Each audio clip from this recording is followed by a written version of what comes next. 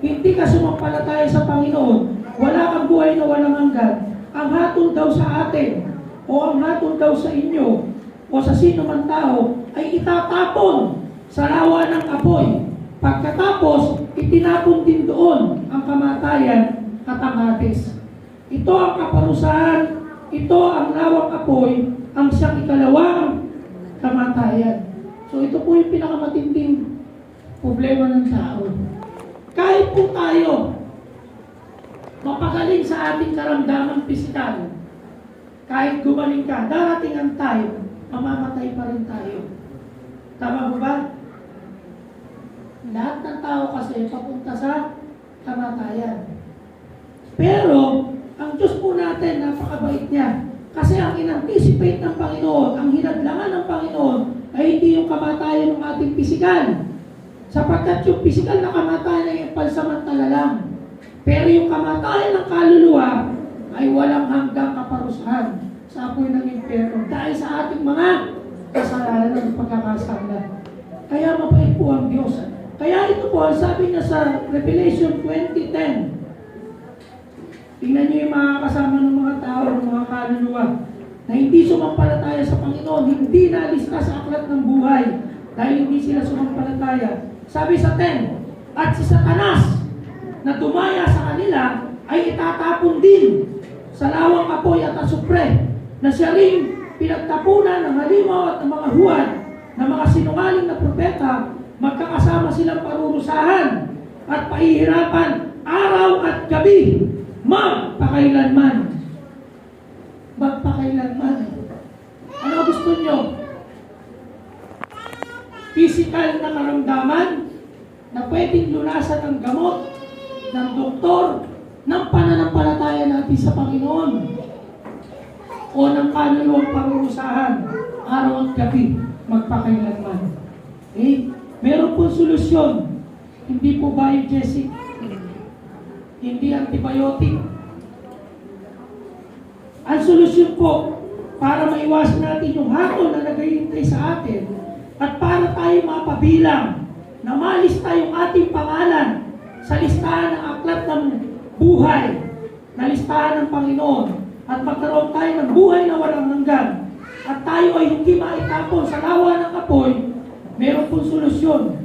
Meron pong talata sa Biblia, sa aklat po ng Juan, chapter 3, verse 16. Tayong lahat, alam natin to. Lumang talata. Sabi niya, sapagkat gayon na lamang ang pag-ibig ng Diyos sa atin. Mahal tayo ng Diyos. Ayaw niya na makasama tayong itatapon sa apoy ng impyerno at parurusahan araw at gabi, magpakailanman. At dahil ayaw niya, yung kaisa-isa niyang anak, ang ating Panginoong Jesucristo, na Diyos, na sinasamba sa langit, ng magpakailanman, ay nag-anyong tao, pinatay sa krus, alang-alang, sa katubusan ng ating mga pagkakasala. Para kahit sino mang tao na sumampalataya sa Kanya, hindi na mamamatay sa apoy ng impyerno, hindi na mapaparusahan, hindi naahantong sa ikalawang kamatayan, sapagkat mahal tayo ng Diyos. Sapagkat gayon na lamang ang pag-ibig ng Diyos sa sanlibutan, ibinigay niya ang kanyang kaisa-isang anak upang ang sino mang sa Kanya ay sumampalataya. Yung pala yung gamot. Yung sino mang sasampalataya sa Kanya, hindi na. Kayo po sumagot, gusto ko malakas. Yung sasampalataya sa Kanya, hindi na. Hindi na mapapahamak sa apoy ng impyerno sa ikalawang kamatayan, kundi magkakaroon ng buhay na walang hanggan. Alam natin lahat. Iyon ang gamot, iyon ang solusyon, wala nang iba. Alam niyo mga kapatid, pinatunayan niya yun, isa pang talata. Gusto kong banggitin sa inyo. Sa Romans chapter 5, verse 8, ang sabi po niya kung paano pinatunayan ng Panginoon yung pagmamahal niya sa atin, may preba, may proof.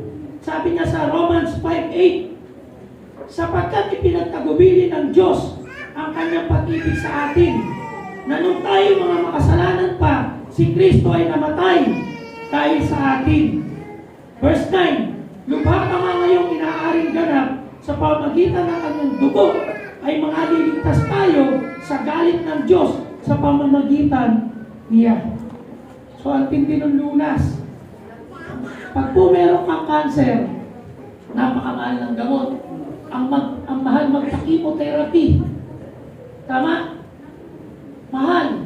Kaya kung wala kang pera, aasa ka sa Panginoon. Pero ang katotohanan, yun ang pinakamatindi at pinaka-number 1 natin na pag-asa. Ang Panginoon, hindi yung gamot, hindi yung doktor. Sapagkat yung pisikal, kayang pagalingin ng Panginoon. Si Lazaro nga, 4 na araw ng patay eh. Pinuhay ng Panginoong Jesus eh. So sa mga tuwid, yung Diyos na inaalala natin ngayon, yung Diyos na namatay sa krus ng Kalbaryo at muling nabuhay, kung sasampalatayanan mo, pwede kang mabuhay ng walang hanggan. Sa piling niya sa langit. Hindi dito sa lupa. Hindi sa laman. Sapagkat ang laman ay tumatanda, nabubulok, nagkakasakit, at nasisira hanggang mamatay. Subalit ang Panginoong Hesus natin, na nabuhay, namatay, at muling nabuhay magpakailanman, ay Diyos na magbibigay din sa atin ng pangalawang buhay hanggang sa walang hanggang buhay sa piling niya sa langit. Ang solusyon, sampalatayanan, tanggapin natin siya bilang Panginoon sarili natin tagapagligtas. Maniwala tayo na si Kristo ay namatay sa krus para sa iyo. Para sa iyong kasalanan, para sa iyong kaligtasan. Sapagkat nais niya na makasama ka niya ng walang hanggan sa kaharian niya sa langit. Yun po yung Diyos na inaalala natin ngayon. At yun yung Diyos na inaalala natin yung ginawa niya sa krus ng Kalbaryo para sa atin. Kaya tayo po walang hanggan ang pasasalamat natin sa Panginoon. Hindi tayo titigil hanggat nabubuhay tayo dito sa mundo, sa laman. Hindi tayo titigil na sambahin at alalahanin siya. Sapagkat darating ang time, kapag tayo kinuha na niya o namatay na tayo, na meron pananampalataya sa Panginoon, sasambahin pa rin natin sa langit ng wala nang katapusan. Tayo manalangin. Panginoon, marami pong salamat sa oras na ito, sapagkat kami kailanman wala kaming bahagi sa langit. Wala kaming bahagi sa kabanalan mo. Wala rin kaming karapatan sa pag-ibig mo. Wala rin kaming karapatan para patawarin niyo po kami.